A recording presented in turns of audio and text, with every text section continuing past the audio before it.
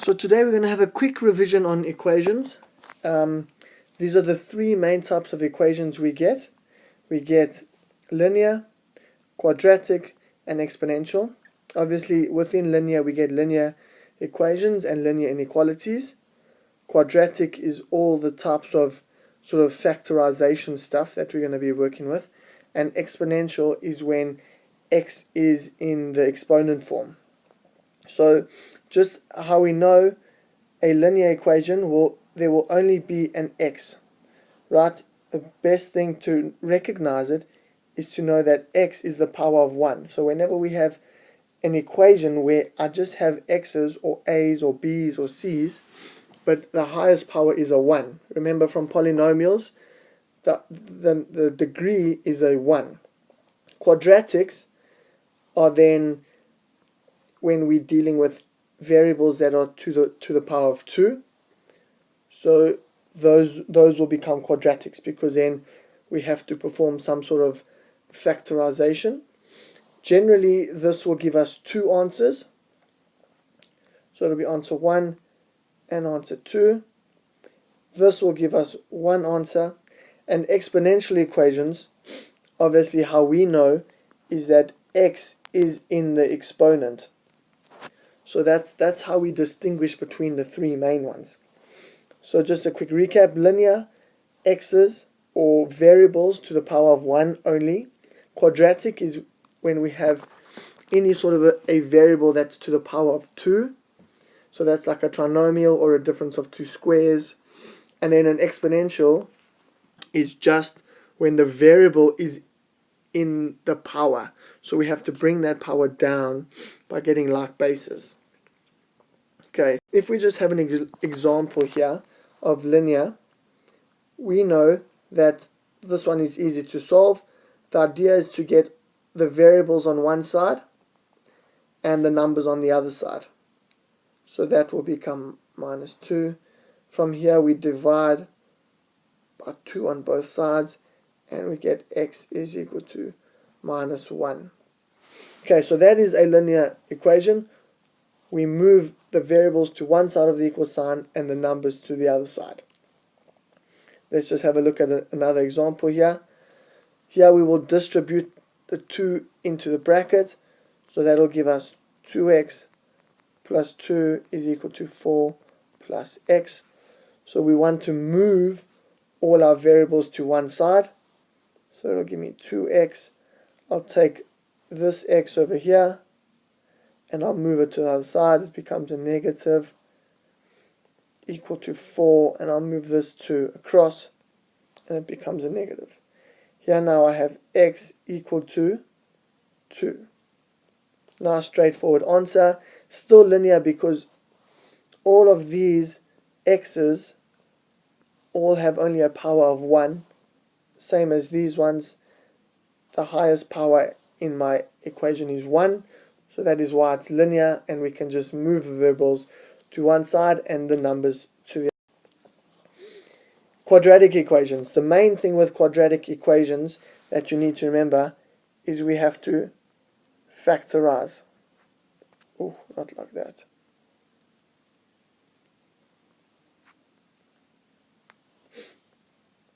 Okay, so when we factorize, we know we need to create two brackets equal to 0. And if this is factorized, we then can say that this is 3 plus 3, and that's minus 1. This now is the key to dealing with quadratic equations. We need to get a trinomial equal to 0, right? So it's an x squared, an x, and a constant. That creates my trinomial equal to 0. Once we have that, we can apply the theorem a times b equals to 0. So a must equal 0. So a must be equal to 0, or b must be equal to 0. Right? So the same rules apply here. Either this bracket must equal 0, or that bracket must equal 0, so that this times this is equal to 0. So this will either become x minus 3 equals to 0, x minus 1 equal to 0, and we take the 3 across, so that's my one answer, or x is equal to positive 1.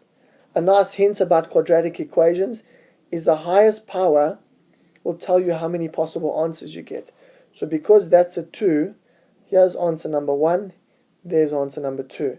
If we so if we have another look over here, here's another example.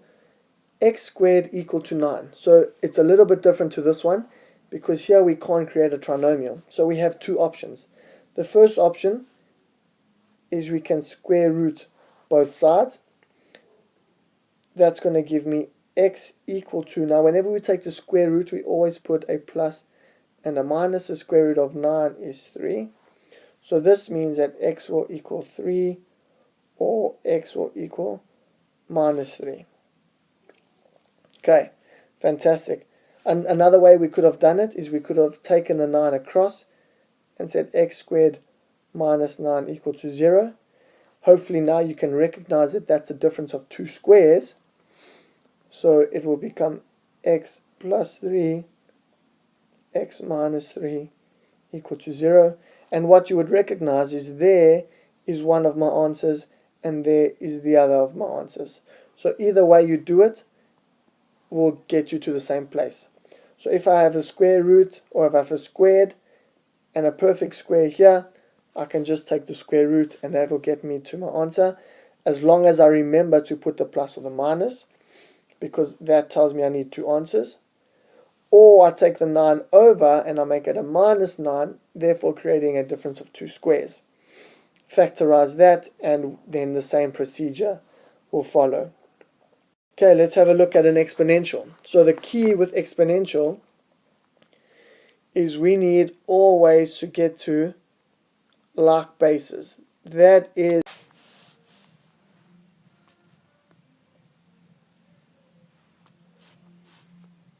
okay, so from like bases, well, how do we get to like bases? Well, 2 is already in its like base, and 32 we can say that it is to the power of 5. How do we know that? Well, 2 times 2 is 4, 4 times 2 is 8, 8 times 2 is 16, 16 times 2 is 32. So that's how many? 1, 2, 3, 4, 5 2's, right? So now, because we are in 2 to the power of something equal to 2 to the power of something, these are like bases. The next thing we need to remember is to drop the base. Right?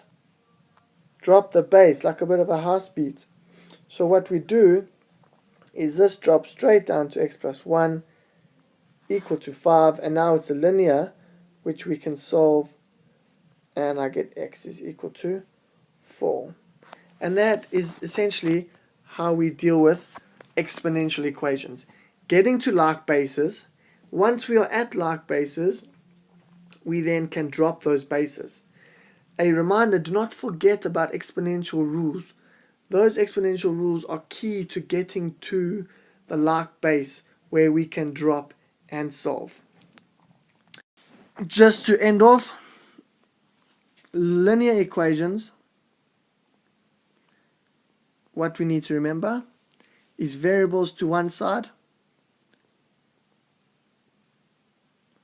and numbers on the other side.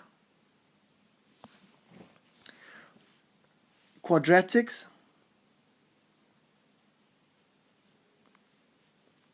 what we need to remember is that we want to create a trinomial equal to 0, and then once we've got it equal to 0, we will apply that rule that says bracket. Actually, let's just draw a bracket to make it easier. So bracket equal to 0 or the other bracket equal to 0. And the last one is exponential. And what we do here is we need to remember that we always get like bases. So always get like bases. That is the key. Once we've got like bases, the next thing is to drop those bases. Ooh, let's just clean that up.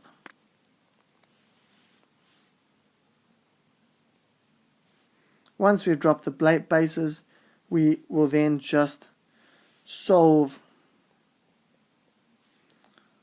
for the variable. Okay, well, I really hope that has helped you just with a basic idea of how to distinguish between the different types of equations, or the three main types of equations, and hopefully the examples will help you with some other sort of issues that you may have come up with. Thank you for watching.